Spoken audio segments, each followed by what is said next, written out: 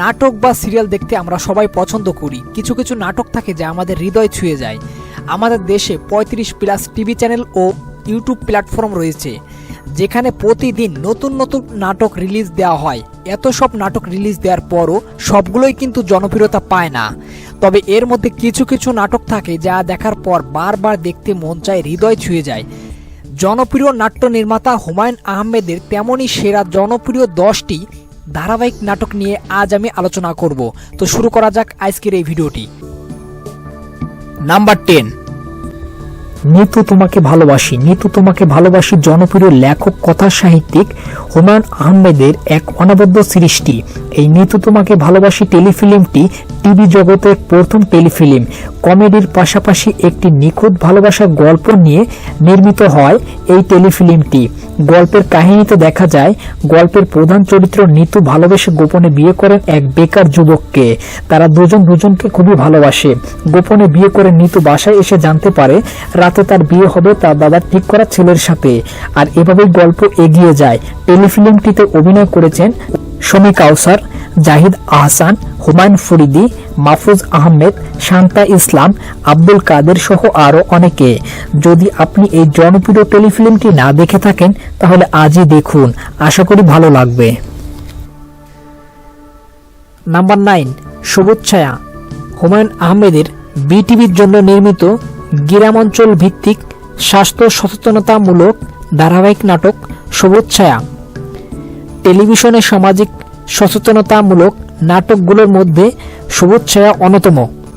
এই নাটকের বিভিন্ন চরিত্রে অভিনয় করেন আসাদুজ্জামান নূর, হুমায়ুন ফরিদি, শান্তা ইসলাম, জাহিদ হাসান, মাহফুজ আহমেদ, শাওন, নাজমা আনোয়ার সহ আরও অনেকে। নাম্বার 8, পুষ্পকথা। হুমায়ূন আহমেদের জনপ্রিয় আরেকটি নাটক পুষ্পকথা। এটি একটি চমৎকার শিক্ষামূলক হাসির নাটক। নাটকটিতে সমাজের খারাপ মানুষদের সঠিক পথে আসার জন্য সুন্দর একটি মেসেজ দেওয়া হয়েছে। নাটকটির বিভিন্ন চরিত্রে অভিনয় করেন আসাদুজ্জামান নূর, সারা জাকের, আমিরুল হক চৌধুরী, ফারুক আহমেদ, শাওন, এজাজুল ইসলাম, নাজমুল হুদা বাচ্চু, আহমেদ রুবেল প্রমুখ অভিনেতা অভিনেত্রী। নাম্বার 7, হঠাৎ একদিন। এটি একটি মাস্টারপিস নাটক। এই নাটকটি আপনি যতবার দেখবেন ততবারই আপনাকে মুগ্ধ করবে। নাটকটির গল্প গড়ে উঠেছে শহরে থাকা একটি ফ্যামিলি এবং সেই বাড়িতে থাকা একজন গৃহশিক্ষককে নিয়ে।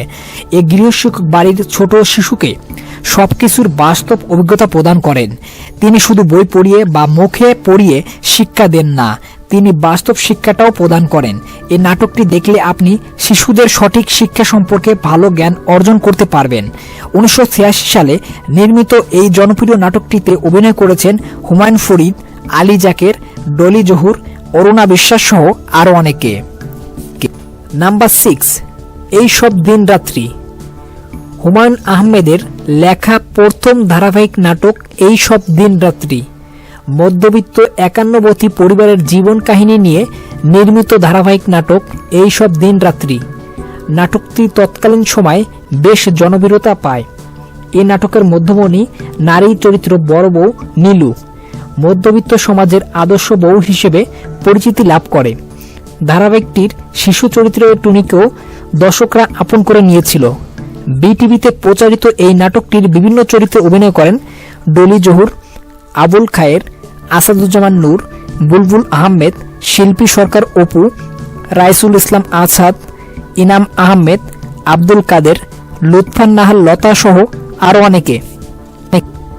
নাম্বার 5, বহুবিড়ি। হুমায়ুন আহমেদ রচিত 26 পর্বের জনপ্রিয় অন্য আরেকটি চমৎকার ধারাবাহিক নাটক বহুবিড়ি। নাটকটি হাসির নাটক হিসেবে খ্যাতি লাভ করেছে। তবে এটিকে শুধু হাসির নাটক বললে ভুল হবে, এটি একটি সামাজিক নাটকও বটে।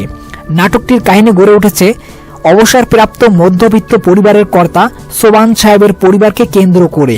নাটকটির বিভিন্ন চরিত্রে অভিনয় করেছেন আবুল হায়াত, আসাদুজ্জামান নূর, আলী জাকের, আফজাল হোসেন, লাকি এনাম, লুৎফান নাহার লতা প্রমুখ অভিনেতা অভিনেত্রী। নাম্বার 4, আজ রবিবার।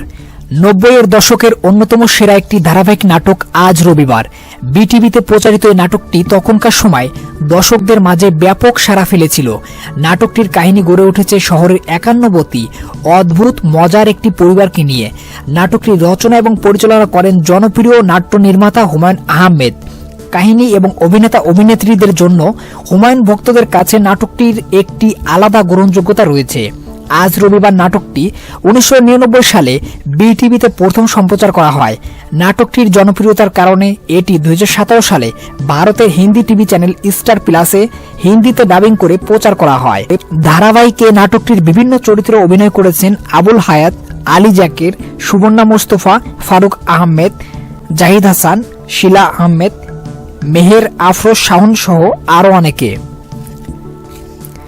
নাম্বার 3, নক্ষত্রের রাত।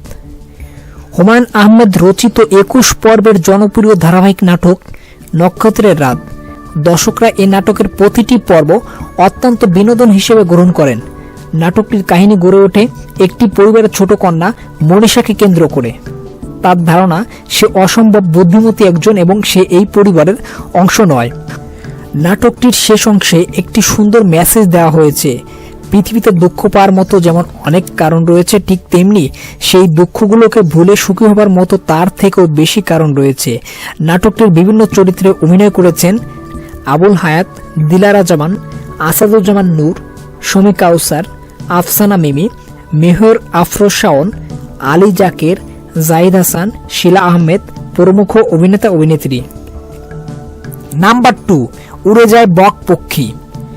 হুমায়ুন আহমেদ রচিত 26 পর্বের জনপ্রিয় ধারাবাহিক নাটক উড়ে যায় বক পক্ষী।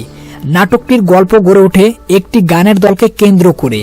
গান নিয়ে গবেষণা করতে আসা এক ব্যক্তিও জড়িয়ে যায় গানের দলের সাথে। শুধু তাই নয়, এই নাটকটি যে দেখবে সেই এই গানের দলের সদস্য হতে চাইবেন। তোয়েব, দোতারা চাচা, ফজলু বা ওস্তাদ জালাল খাঁ এ নাটকের অন্যতম চরিত্র। দর্শক নন্দিত এ নাটকটিতে অভিনয় করেছেন ফারুক আহমেদ, চ্যালেঞ্জার, রিয়াজ, মাসুম আজিজ, মেহর আফরোজ শাওন সহ প্রমুখ অভিনেতা অভিনেত্রী।